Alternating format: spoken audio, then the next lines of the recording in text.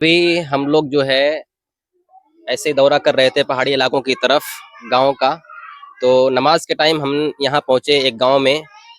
इस गांव का नाम ठकुरापुर ठकुरापुर गांव में हम लोग आए, हम लोग नमाज पढ़े। तो अल्हम्दुलिल्लाह हमने देखा कि यहाँ पर हमारे उस्ताद जी जो है बच्चों को पढ़ा रहे हैं। यहाँ पर कुछ बच्चे पढ़ाई कर रहे हैं। तो आइए इस गांव के बारे में थोड़ी सी जानकारी हम लेते हैं उस्ताद जी से और देखते हैं कि यहाँ का माहौल क्या है, कितने मुसलमान घराने हैं और कितने बच्चे पढ़ाई करते हैं, फिर मदरसा कब से चलता है। थोड़ी बहुत जानकारी इंशाल्लाह इस गांव के बारे में हम लेते हैं।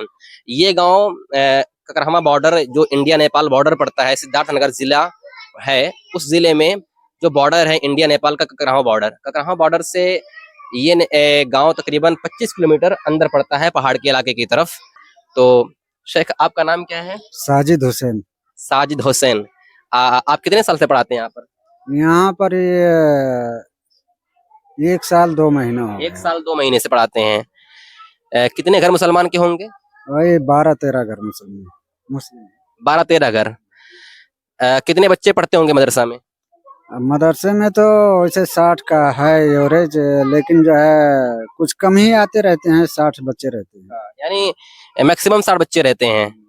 तो 60 बच्चे हैं तो कितने क्लास तक पढ़ाई होती है?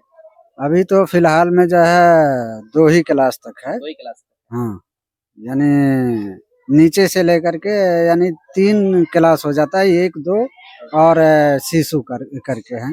हाँ, नर्सरी। ठीक है, यानी दर्जा दोम तक बच्चे पढ़ाई करते हैं। कितने टीचर्स यहाँ पर हैं?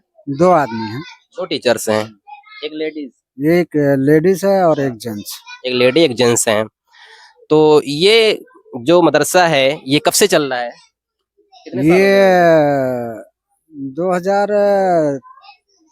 2059 साल से है। 2062 से। हाँ, यानी तकरीबन यानी ये जो है दरता सरकारी में हुआ है 2059 साल से। हाँ। और इससे पहले तो बहुत ऐसे मकतब के रूप में जो है कई सालों से चल रहा है, लगभग 20 साल हो गया होगा। आपकी सैलरी कितनी है?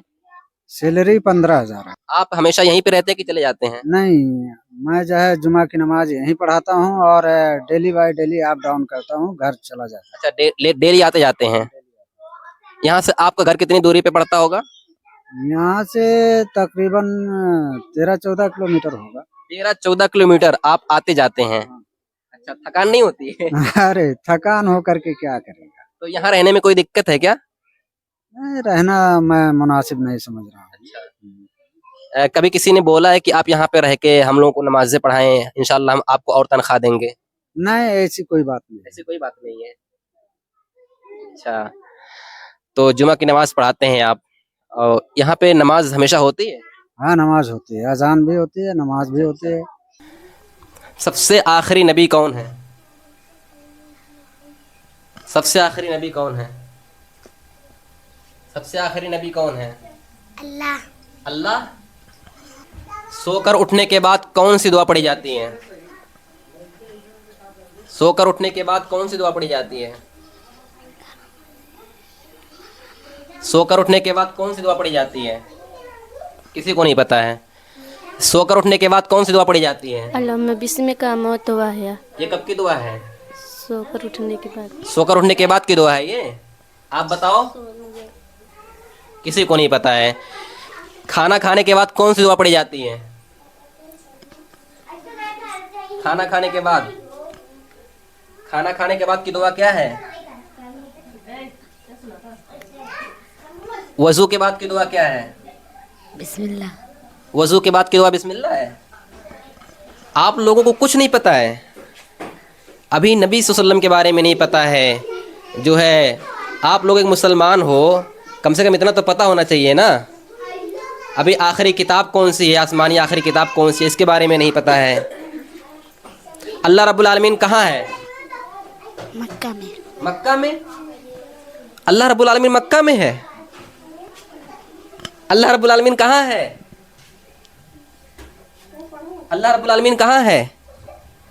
अल्लाहु अकबर। आप लोग मेहनत से पढ़ाई करो, अपने उस्ताद जी से पूछा करो इस्लाम के बारे में सवाल जवाब, अल्लाह के नबी के बारे में, नमाज के बारे में, रोज़े के बारे में, उठने बैठने की दुआ क्या है, सोने जागने की दुआ क्या है, खाने पीने की दुआ क्या है, खाने से पहले खाने के बाद कौन सी दुआ पढ़ी जाती है, सोने से पहले या सोकर उठने के बाद कौन सी दुआ पढ़ी जाती है, वज़ू की दुआ क्या है, वज़ू का तरीका क्या है। चले अब, ठीक है, अस्सलाम वालेकुम। हाँ चलो।